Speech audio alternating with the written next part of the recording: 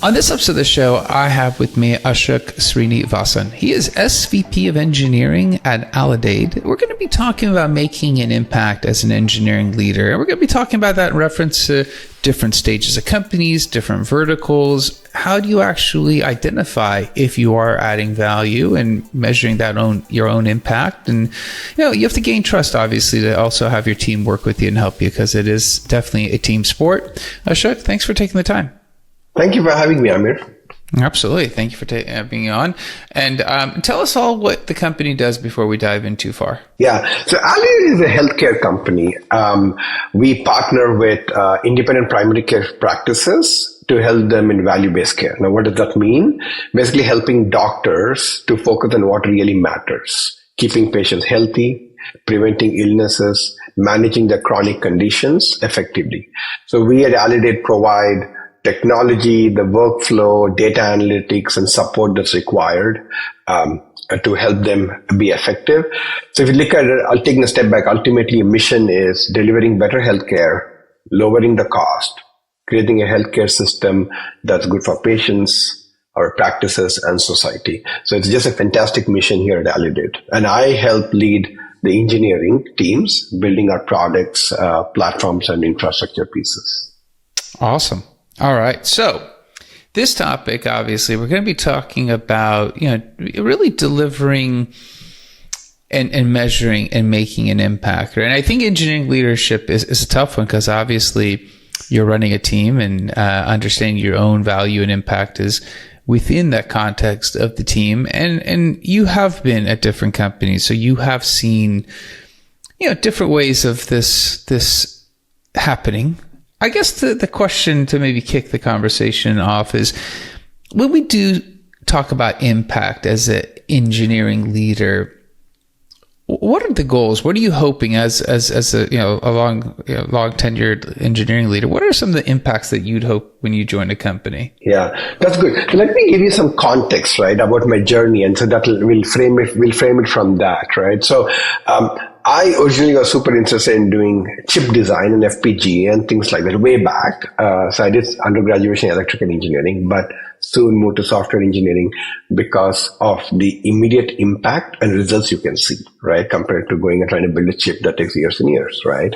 So I moved to the Silicon Valley, worked in a bunch of startups. I went to Microsoft, and I had a long stint at Microsoft. And the big thing I learned over there is how to build platforms and leveraging that to scale, right? And for me, that was a huge watershed moment, because you realize that, wow, building platform you can really do things at scale once you build a platform, right? And then I moved on. I worked at Snapchat, a smaller company, things like that, and then Indeed, Dropbox. And now at Aledade, right? So when you look at my journey, it's been about going in and learning things in different companies and building out a strong engineering team there, right? It all comes down to building a strong engineering team, shaping the product and technology, and then delivering business value. And that's been how I have sort of shaped my career so far. Absolutely. I love that. And when and it does help out, honestly, the context of the journey. And you have been at different companies. Is it safe to say that, within these different companies, actually, I'll have you answer it. Is the impact you're hoping to make similar at different companies? Do they change based on the company? What happens, I guess, when you kind of look at your career and you look at impact in the different places you've been? Good question, right? So if you look at companies in general, every company is in a different arc of their growth, right? So some companies are just starting off, they're building V0 to V1 products. Some are in the S shape, trying to build a second business line to grow, and so on and so forth. I think each time you join a company, figuring out where they are in the journey and then building out your contribution from that aspect helps a lot, right? And it really helps from an engineering perspective. So example, if you are trying to build out go-to-market fast, like in Snapchat, we're trying to move fast, we're growing 30% year over year. How do you go build a product there? Very different than at Microsoft, where you're betting really long term, 1 year out, 2 years out building, right? So you need to optimize your how you frame your engineering roadmap, tech strategy to play along with that. Another part is also, right, where in the, like some companies are going through tough times, some are going through hyper growth, right? So that's when you hear the concept of peacetime leadership, wartime leadership, right? So do you roll up your sleeves, get deep into it and really help get things out? Or are you in the peacetime mode? So that's also matters. So it all depends on where the company is, and you have to learn to change your leadership style to fit that model. Absolutely. And obviously you mentioned, the places you've been, different size, different stage. You've been at some fantastic companies. So obviously you are very well adept at making those adjustments. And you sometimes see people that are just startup people. Sometimes you see people that are big company people. And then sometimes you see people that can kind of go in between. When you join a company and you're trying to understand what's important to them, right? And obviously every engineer wants to show value. That's what you're hired for. You're either you're right there to lift something up, whatever that something is. How careful do you have to be to ensure that you minimize friction, or do you have to be careful? Is it because friction, obviously, with change does come friction, but friction also does go the wrong way. How careful do you have to be, or is it a non-concern? I think it's important as leaders when we join a new organization to first understand the organization, right? That's very critical. Coming in, the first 90 days that I'm in any place, I'm just soaking it in. I'm talking to all the engineers, trying to learn the culture, what got them here. Every company has a story on what got them here, right? So if you try to pattern match a lot with your past, then you lose out on what this company's key core is, right?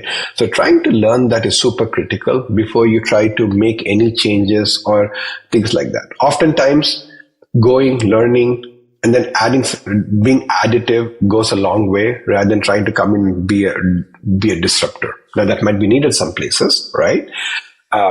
So that's a huge part of it.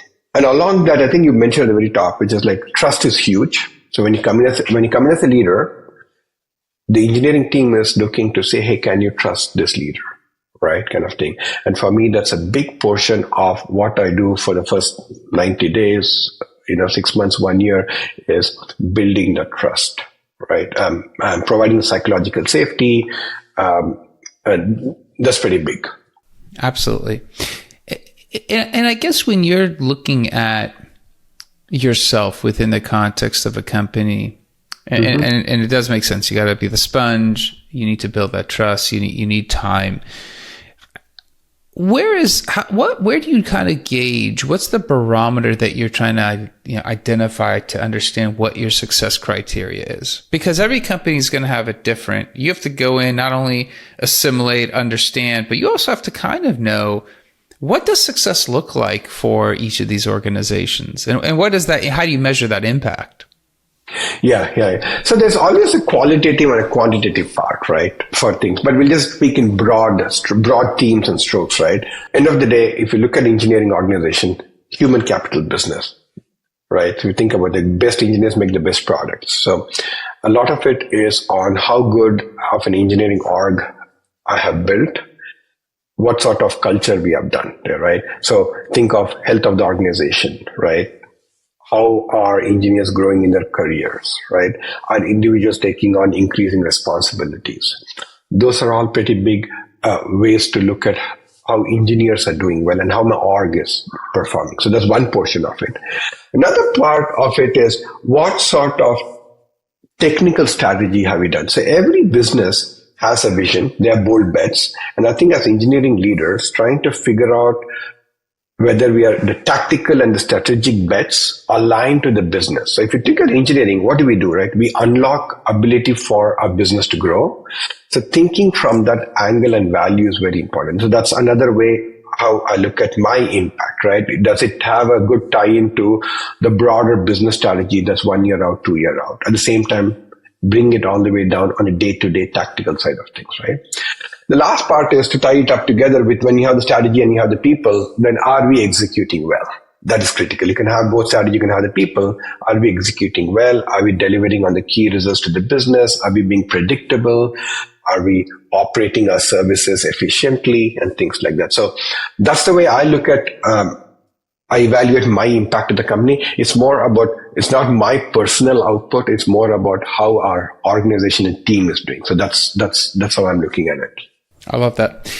I mean, you have been, and again, somebody can go to your LinkedIn. I mean, you go and you've been at companies for different lengths of time, different verticals. When you, as an engineering leader, when you decide to make a change, and obviously you've been, in your current role for a little bit under 2 years, but when you do make these changes, is the appeal for you partially that you get to go in and learn a new business?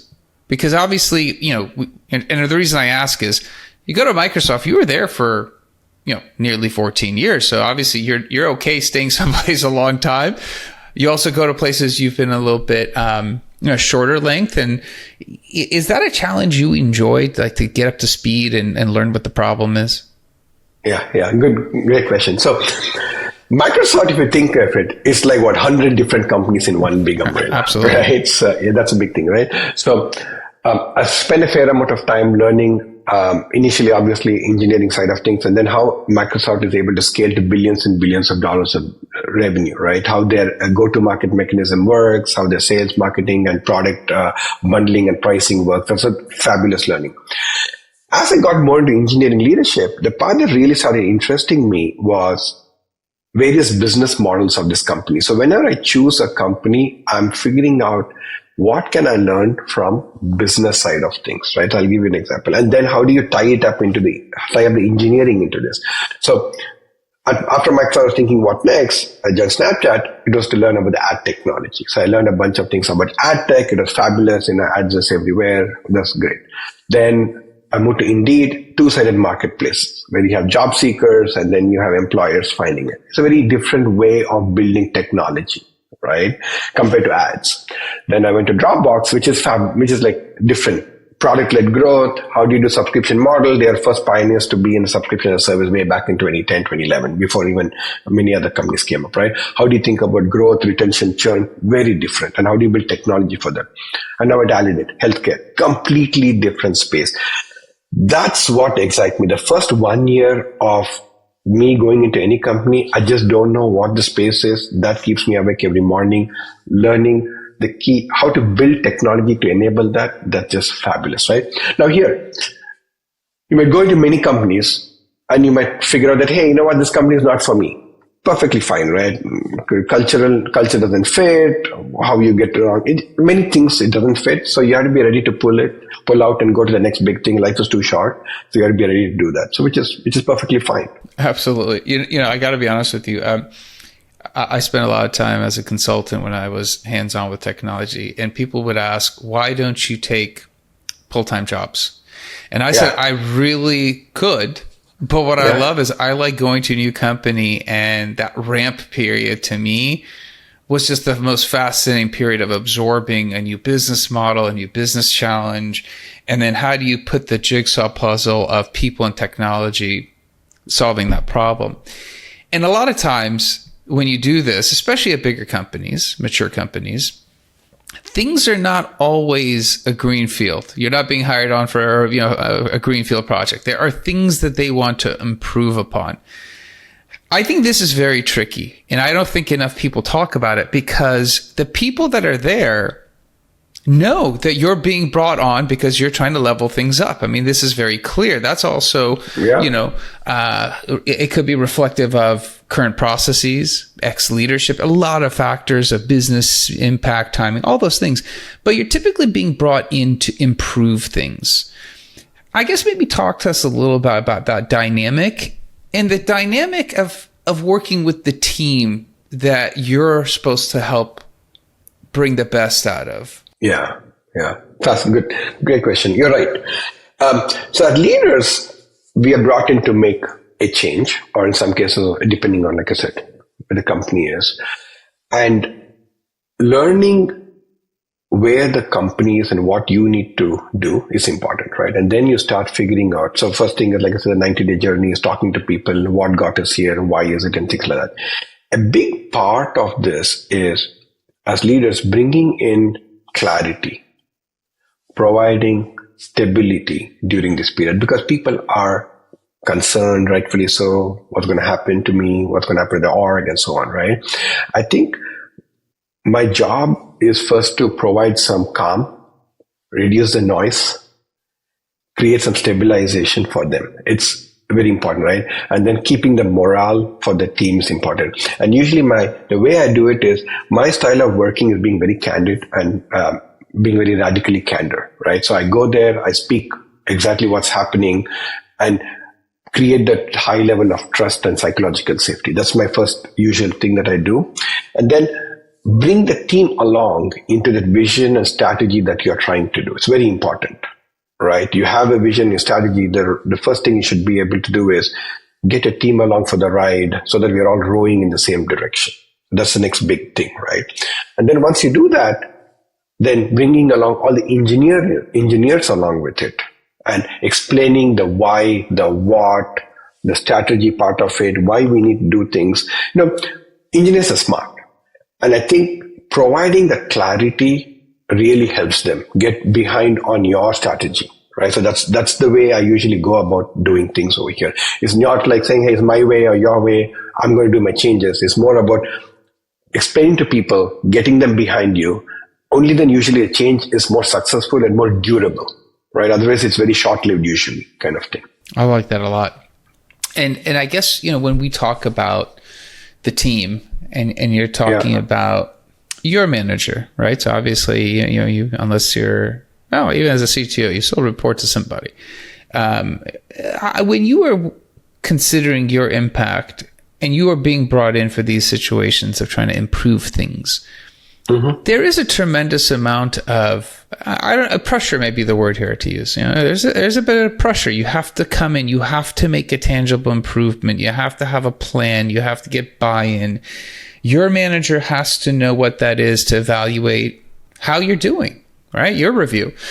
Your communication with your manager. I'd love to kind of hear, when you're looking to outline your goals to your manager and establish your OKRs, your metrics you're trying to hit, talk to us about that, because a lot of that value is translated via your team, and it's always a tricky thing.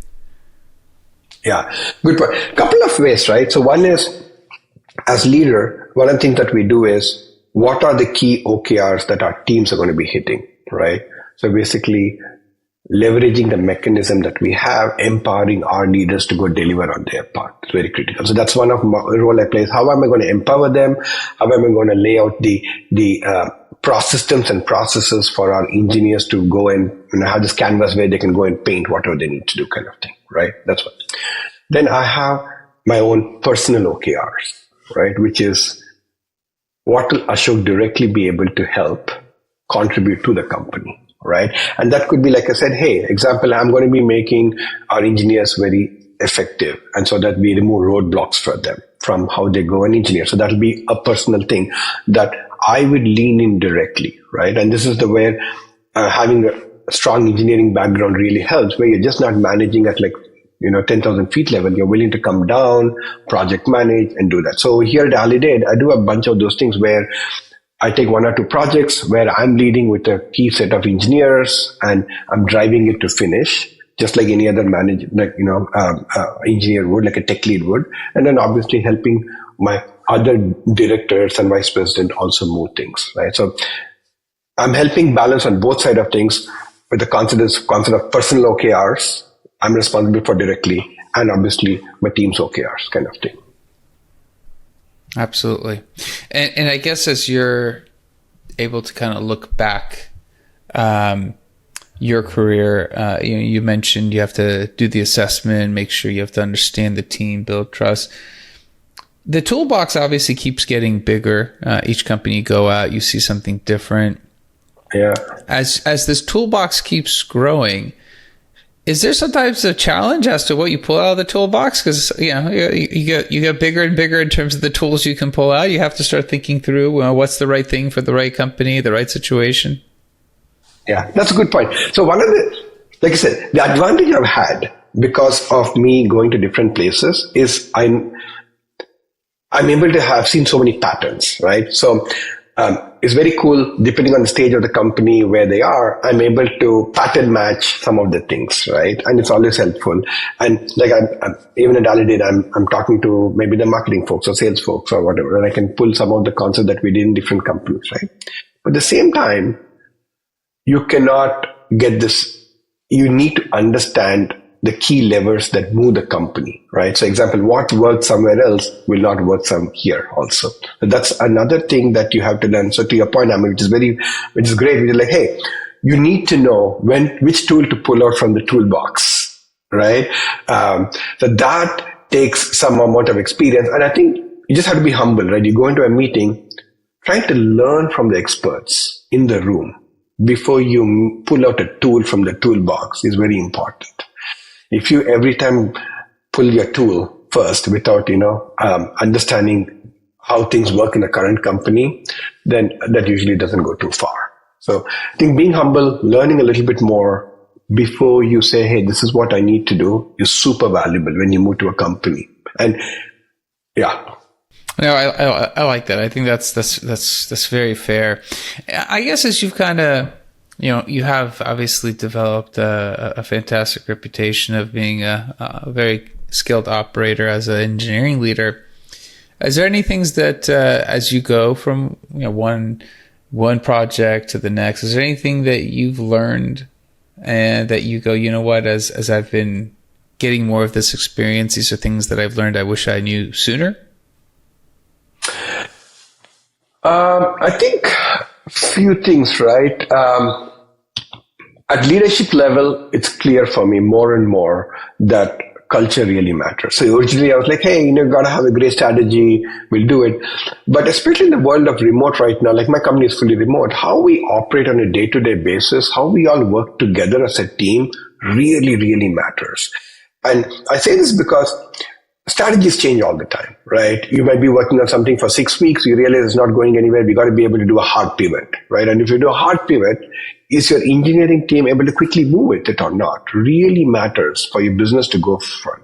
And the only way they'll do it is if they are also part of the same culture, they get it and things like that, right? So for me, a lot of time I'm focusing on hiring. I'm hiring people who are able to be resilient, right? Over a period of time, you want to hire people. It's okay if they're not experts in one area. Do they have the right growth mindset? Are they very resilient to change? Are they able to cut through ambiguity and things like that? That really, really helps. And a team full of those engineers, you can do so much more, right? And that's a big learning that I've had at leadership. And when I started my journey as a manager and where I am today, right? That's a big thing that I've learned. Absolutely. I love it, Ashok. I think, obviously, sharing with us all the details and learnings has been fantastic. And I'm sure somebody might have a follow-up that they want to maybe connect with you and be able to pick your brain on something. Is there a good way of connecting with you if there is a follow-up question? Yeah, LinkedIn is a great way. Go look me up on LinkedIn and connect me. I'm pretty active over there, and I'm usually good at responding back. And I'm happy to connect with people. Absolutely. Ashok, I really appreciate your time. Thank you for being on the show. Thank you. Hey, I just want to thank you. I mean, what you're doing is great. It's fantastic that you are spending time interviewing leaders. I wish I had something like this when I was an engineer 10 years back or 15 years back. So thank you so much for doing it. And for all the engineers out there, I just want to let them know, continue to build your engineering chops. That's what's going to keep you moving forward in your career, and continue to solve hard problems. If you're not, then you should go find some place where you're trying to solve hard problems. So that's what I leave them with. Fantastic. Great advice. And that's it. On that note, that's it for this episode. I'll be back again. Different guest, different topic. Until then, two things. One, I think Ashok did a great job of talking to us about impact as an engineering leader and how you measure it, how he builds trust, how he goes into companies, assimilates himself, understands the situation, which tools to leverage, and fantastic nuggets of advice for anyone who is either on that IC path or an engineering leader. So share this with somebody who would also benefit from listening to it. I would greatly appreciate that. Also, like, subscribe, comment. Let me know how the show is going for you. Until next time, thank you and goodbye.